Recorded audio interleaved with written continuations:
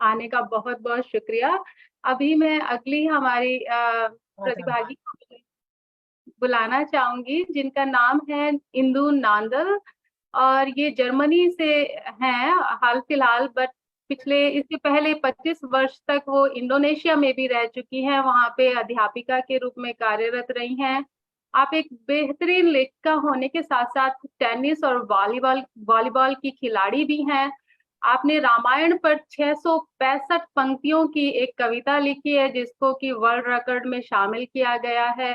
आ, आपके काव्य संग्रह वंदे मातरम में सभी रचनाएं जो हैं वो सभी राष्ट्रभक्ति देशभक्ति पर लिखी गई हैं, जिसके लिए उन्हें बहुत बहुत धन्यवाद कि आपने इतना अच्छा काव्य संग्रह बनाया। और राष्ट्रीय अंतर्राष्ट्रीय स्तर पर आपकी रचनाएं सभी पत्र पत्रिकाओं में अखबारों में छपती आ रही हैं। तो अभी मैं स्वागत करती हूँ इंदु नांदल जी का, जो कि जर्मनी से हमारे साथ जुड़ी हैं।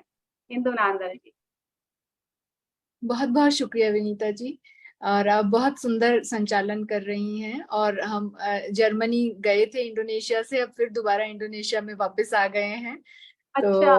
तो जी तो जब प्रोग्राम की प्लानिंग चल रही थी तब हम जर्मनी में थे, और अभी शिफ्टिंग चल रही है तो हम जस्ट इंडोनेशिया पहुंचे हैं। और इसलिए मैं जो जानकारी देनी है आज इंडोनेशिया के बारे में ही दूंगी। और रामा जी का बहुत बहुत आभार प्रकट करती हूँ। और विश्व रंग ये सही में बहुत ही सुंदर एक कार्यक्रम है, जहाँ पर हर देश का एक रंग यहाँ फैला हुआ है। और बहुत ही सुंदर प्रोग्राम है, जिसके लिए मैं बहुत बहुत आभारी हूँ कि उन्होंने मुझे आमंत्रण दिया इसका भाग होने के लिए। तो जैसे कि मैं बता रही थी कि मैं भारत की रहने वाली हूँ, और भारत तो हमेशा हमारे दिल और आत्मा में बसता है, और वो हमारी जन्म भूमि है। और जो इंडोनेशिया है हमारी कर्म भूमि है। मुझे दोनों से ही बहुत प्रेम है, इंडोनेशिया और भारत से। तो मैं पहले दो पंक्तियां देश के लिए कहना चाहूंगी। तो मेरा वतन मेरा चमन, ये मैं पंक्तियां पेश करती हूँ भारत के लिए। विदेश में भी रहकर बहती है हृदय में निर्मल गंगा, पलकों पर बिठाकर रखते हैं प्राणों से प्रिय तिरंगा। पलकों पर बिठाकर रखते हैं प्राणों से प्रिय तिरंगा। भारत मेरे भारत मेरे तू है मेरा घरौंदा, भाए मुझे तेरे जमीन आसमान, हूं मैं वो परिंदा। भाए मुझे तेरे जमीन आसमान, हूं मैं वो परिंदा। और मैं अब इंडोनेशिया के बारे में कहना चाहूंगी कि जो हमारी कर्म भूमि है, और हम लगभग हमें 28 साल हो गए हैं, 28 साल से ज्यादा यहाँ पर हो गया है। और इंडोनेशिया बहुत ही सुंदर एक देश है। और जैसे कहा जाता है, लोग कहते हैं ब्लैक एंड व्हाइट, और मैं बोल हमारे लिए है रेड एंड व्हाइट। तो because so this is amazing, हमें हर जगह दिखता है रेड एंड व्हाइट, जो कि एक जो इंडोनेशिया का फ्लैग है, उसके कलर्स हैं लाल और सफेद। तो मैं अब इंडोनेशिया के बारे में आपको बताना चाहूंगी। कुछ यादें हैं जो मैं आपके साथ साझा करना चाहूंगी, जिसके माध्यम से आप इंडोनेशिया को समझेंगे। जब हम 1995 में इस देश में कदम रखे, और फिर उसके बाद की जो यादें हैं वो मैं आपके साथ में साझा करना चाहूंगी। और आशा करती हूँ कि आप उसके माध्यम से इंडोनेशिया की सुंदरता और उसके जो लोग हैं उनकी इतने स्वभाव के, जैसे भारतीय लोग होते हैं मिलजुल जाते हैं, उनका स्वभाव सरल होता है, वैसे ही यहाँ के लोग हैं बिल्कुल आसानी से अपना बना लेते हैं, आपके बन जाते हैं। और बहुत हंसमुख और सीधे साधे लोग हैं, जो आपके तुरंत आपके दिल में बस जाते हैं। तो बात सन 1996 की है। हमने इंडोनेशिया में जैसे ही कदम रखा, उसके प्राकृतिक सौंदर्य ने हमारे मन को मोह लिया। ऊंचे ऊंचे नारियल के पेड़, केले के वृक्षों की कतारें, चावल की फसल से भरे खेत, पहाड़ों के बीच चाय के बागान, बांस के घने जंगल, वह जिधर तक नजर जाए बस हरियाली ही हरियाली। ऐसा प्रतीत हो रहा था जैसे प्रभु ने अपनी कवित्री व चित्रकार पुत्री इंदु नांदल को कोई वरदान दिया हो। जी हाँ, इंडोनेशिया में आना मेरे लिए वरदान साबित हुआ, जहाँ के सुंदर वातावरण व शांत सरल स्वभाव के लोगों ने मेरी कलम में अनगिनत विचारों की स्याही भर दी। लखपति तो इंसान इंडोनेशिया में कदम रखते ही बन जाता है। जी हाँ, लखपति तो इंसान इंडोनेशिया में कदम रखते ही बन जाता है, क्योंकि इंडोनेशिया के 1 लाख रुपए मतलब भारत के लगभग 500 रुपए। तो अगर आप समझ गए, तो आपके पास अगर 500 रुपए हैं तो आप लखपति हैं। तो जब हमने नोट को ध्यान से देखा तो उस पर गणेश जी की तस्वीर लगी थी। ये बहुत ही हमारे लिए एक गौरव की बात थी जब हमने नोट देखा और उस पे गणेश जी की तस्वीर लगी थी, जिसे देखते ही हमें एहसास हुआ कि हमारी इंडोनेशिया की सुखद यात्रा का श्री गणेश हो गया है। जी हाँ, आज भी एक याद जो मन को प्रसन्नता से भर देती है वो है हमारा फल बाजार जाना, जो फ्रूट मार्केट, तो उसको यहाँ पर बुहा बुआन बोलते हैं। तो हमने खाने के लिए कुछ अंगूर व हरुमानिस आम खरीदे। बहुत ही मीठे आम होते हैं जैसे भारत में मिलते हैं, तो यहाँ पर अगर आप इंडोनेशिया की यात्रा कर रहे हैं तो हरुमानिस खाना मत भूलिए। बिल्कुल आप भूलिए, बिल्कुल आप भारत के आमों को भी पीछे छोड़ देगा वो। तो उसका नाम है हरुमानिस। मानिस मतलब मीठा होता है। तो जब हम फल बाजार गए, हमने खाने के लिए कुछ अंगूर व हरुमानिस आम खरीदे। अंगूर हमें दुकानदार ने 35,000 रुपए किलो दिए। 35,000 रुपए किलो अंगूर हमें दिए, यानी 170 रुपए भारत के अनुसार। 35,000 रुपए मतलब 170 रुपए भारत के अनुसार। थोड़ी दूर चलने पर हमें एक सुनार की दुकान दिखाई दी, तो मेरी आंखों में एक नई चमक आ गई। यहाँ बैठी मेरी सारी सहेलियां समझ जाएंगी कि सुनार की दुकान देखते ही सोने जैसी चमक आ जाती है हमारे चेहरे पर। तो हम दुकान के अंदर गए और सोने का भाव पूछा, तो हमारे कानों को विश्वास नहीं हुआ। 1 किलो अंगूर और 1 ग्राम सोने का भाव एक समान था। तो अंगूर और सोने का जो 1 किलो अंगूर और 1 ग्राम सोने का भाव एक जैसा था। अब तो हम जब भी फल खरीदने जाते तो कुछ ग्राम सोना घर ले ही आते। इसी को कहते हैं सोने पर सुहागा।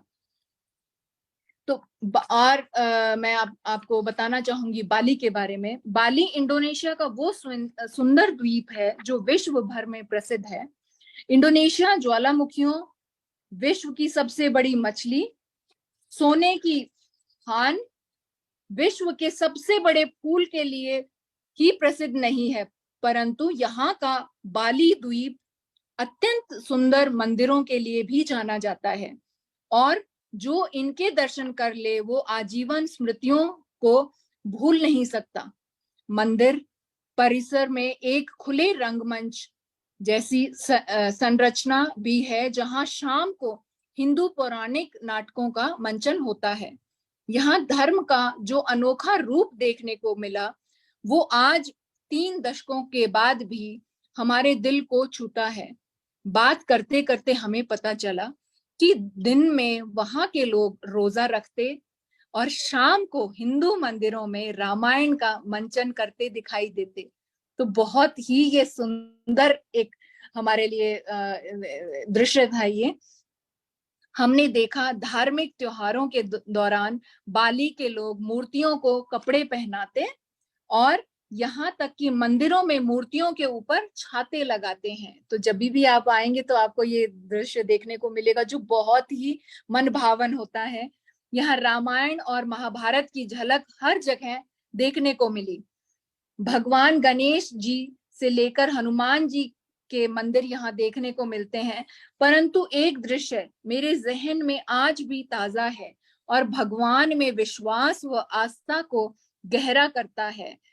हमने देखा असंख्य वानर भगवान की मूर्तियों के आसपास ऐसे बैठे थे जैसे साधना कर रहे हों।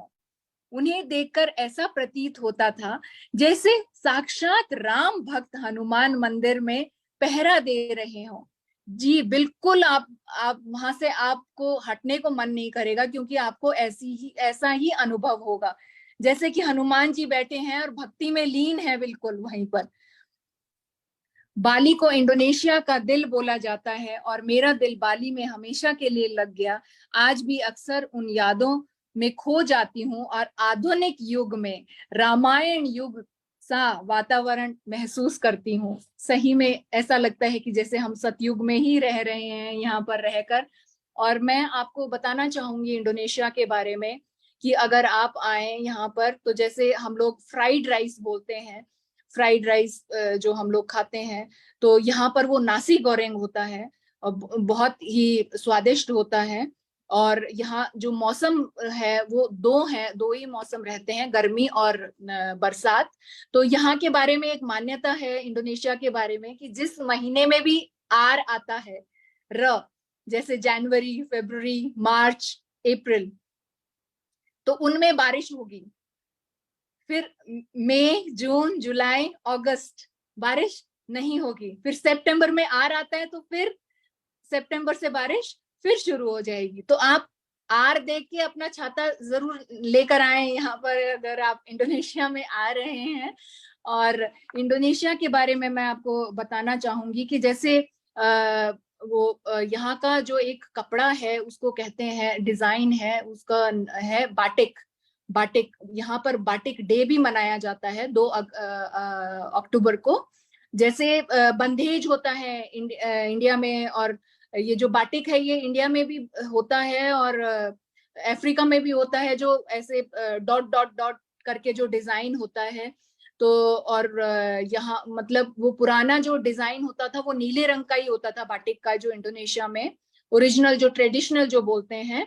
और वो बनता था इंडिगो, इंडिगो जो प्लांट रहता है नीले रंग का, जो नील का जो पौधा होता है, उससे उसका डिजाइन होता था।